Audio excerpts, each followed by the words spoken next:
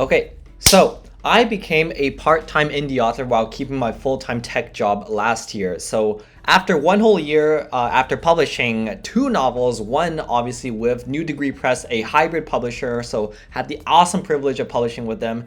Exactly 1 year later, what happened? How many sales did I make? How much money did I make? Did I become an indie, a famous indie author per se, or has everything just gone to shit?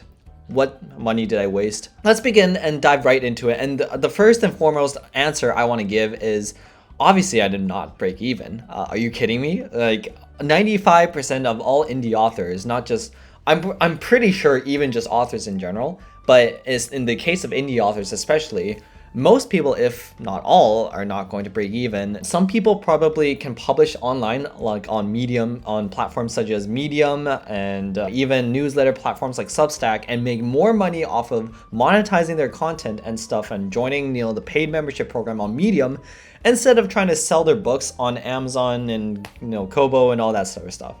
I joined a hybrid publisher last year by the name of New Degree Press. Now, these guys are a hybrid publisher in collaboration with a writing program, which is called the Creator Institute, which I joined. I paid basically a large sum of money for the editing, which is reasonable because editing costs a lot of money, the proofreading costs a lot of money, the entire writing and editing process costs a lot of money. Usually, once you become an established author, not just a simple indie author, like you get an actual literary agent, you get to actually publish with an actual house. Perhaps this money is subsidized or it's cheap and, or it's, completely covered because your publisher is going to take a small chunk of the revenue that you will make, but it is going to be a good book. Now, for the case of indie authors, that's actually, it's very hard to actually get your services for free.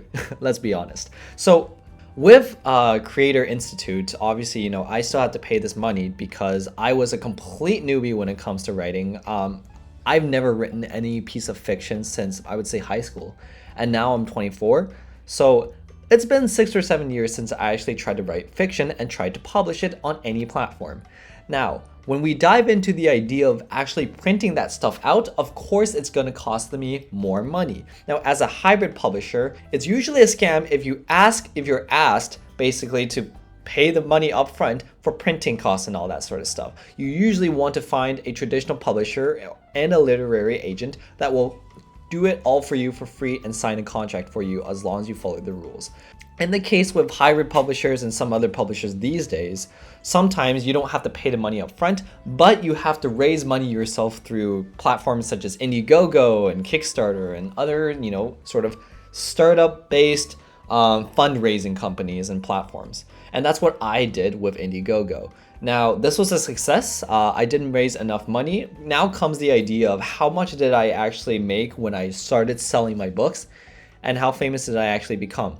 Well, look at this video right here. Look at the number of views, look at my subscriber count, look at my Twitter page, look at everything, and you tell me how much fame I actually achieved. Now, here's the kicker though. When you actually first publish, I would say once you actually put in 99% of the writing work, that 1% of sales work, you got to make that the 99%, the work that takes up your bandwidth. What I'm trying to say is there is so much more extra marketing work for you to do, and you have to make sure that you're using the right prompts, you're using the right marketing tools, you're using as many platforms as you can for free or for cheap. And you have to get, the most important thing is to build relationships with your readers. That is, I would say, is one of the most important things especially for indie authors, is because you cannot scale that easily. One person cannot just be easily telling someone else to read your book, and it can't just exponentially grow like that. Unfortunately, there's way too many writers and authors out there. It's already too saturated, and that's why we have traditional publishers, we have hybrid publishers, we have self-publishing. It's all mumbo jumbo, it's a whole mess. In the case of usually hybrid publishers and traditional publishers, you obviously, as an indie author, right, you want to get your story out there to as many people as you can through relationship building first. That's, collecting email addresses, trying to reach out to people one by one, DMing people one-to-one, asking them to read your book, to buy your book, asking them if you're interested or they have a friend that's interested. It's a lot of tedious and quite frankly, not worth it for the lot of work that you're putting in for the return that you're going to get for most people. On the bright side, however, obviously it's the idea of still getting to be published, still getting to have a book in your hand. Now, in the case of me, I got to achieve that feat. I got my book published and printed. It has New Degree Press. It's a beautiful cover. I got to partner with some very talented artists to get both the back and the front cover done. So all in all, I absolutely loved my experience with the Creator Institute. Now, as a more somewhat experienced author now I have more, I've been able to learn the ropes, first and foremost, of how to publish, how to get an editor, and how to find artists and all that sort of stuff. And now the idea is going to be trying to find an actual literary agent for my next piece. Most people probably can't rely on a lot of these sort of self-writing or institutes or programs all the time, because ultimately, they have strict partnerships with a particular publisher, and then you have artists and stuff and all that stuff. But the freedom for you as a traditional publisher comes to the fact that you have to try to get yourself established in. It's hard. So to reveal my numbers, I've sold ever since I released this book in November 2022, after I guess it's only been about 3 months. But after that, I released my book on Amazon through my hybrid publisher.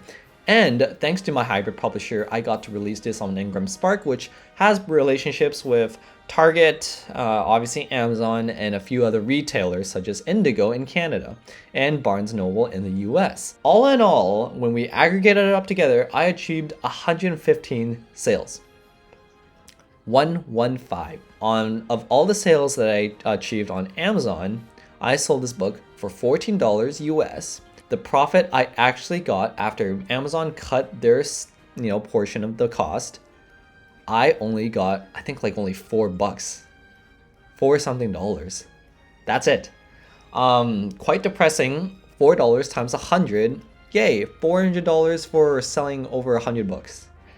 One other thing I wanted to actually quickly cover before I finish this is how much marketing and advertisement campaigns how much effort have I put into that whole sphere of marketing and ads. Right before I actually got published and I submitted my final manuscript into proofreading, I put in some decent effort across Twitter and Instagram for my book. I got some marketing material to also promote it. However, at the same time, I did not put enough effort into one-on-one conversations about my book with different people to build relationships among my readers.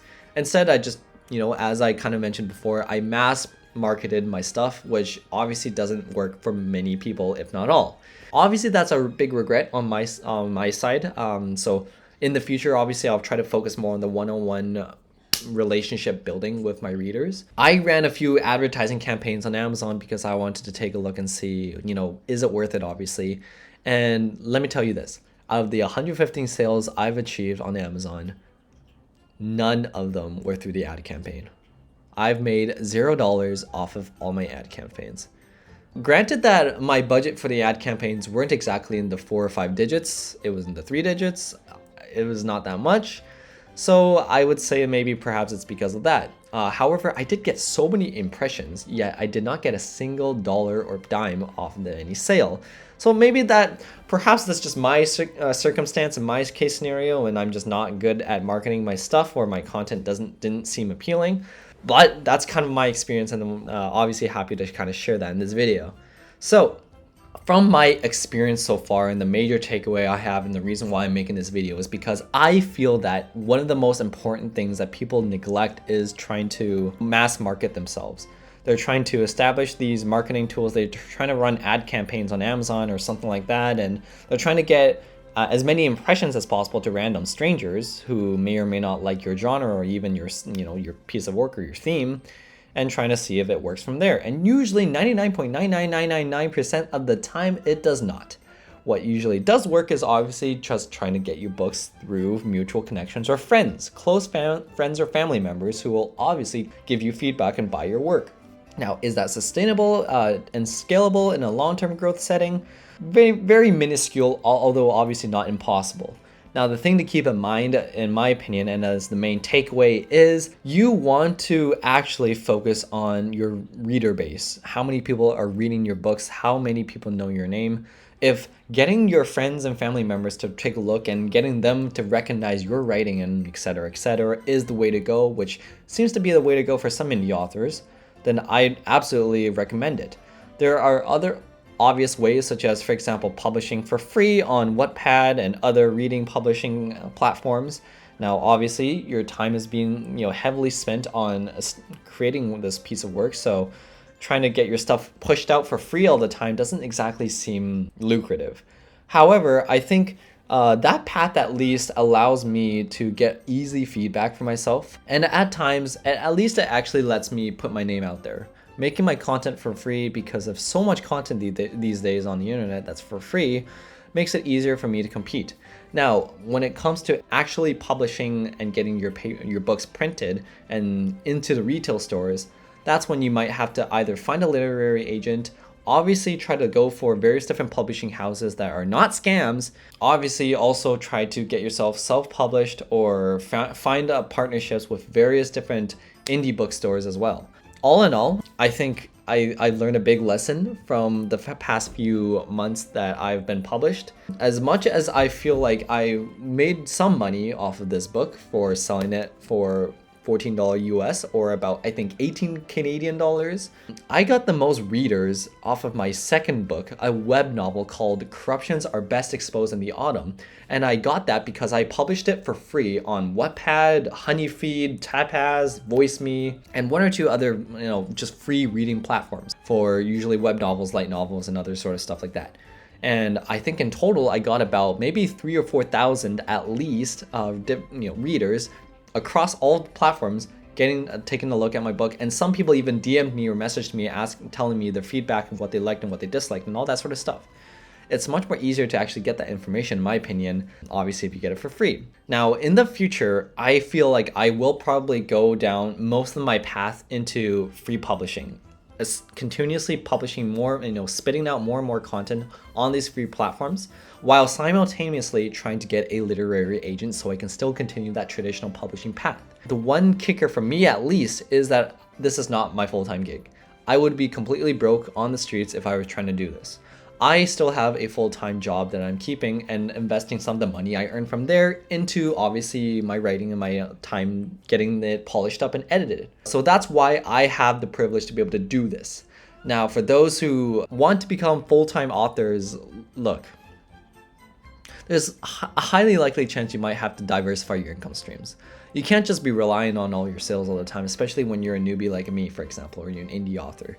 It's absolutely incredibly hard. What I do recommend, at least, is trying to just do what I kind of do, is publish as many free content as you can across multiple different platforms. Try to get yourself noticed first. Learn the ropes and learn that it's so saturated that your content will obviously have to be creative and diversified, but also at the same time, you can't neglect your immediate circle of friends and families and other mutual connections who are willing to take a look at your pieces as well. So that is my takeaway for today. I hope you enjoyed and got some insight and value out of this video, and obviously don't forget to like, comment, and subscribe, because I will continue making more of these types of writing journey, as an indie author, how to get started, how to get published, how to get XYZ, as I also continue my journey as well. So thank you again for watching, and until next time, ciao.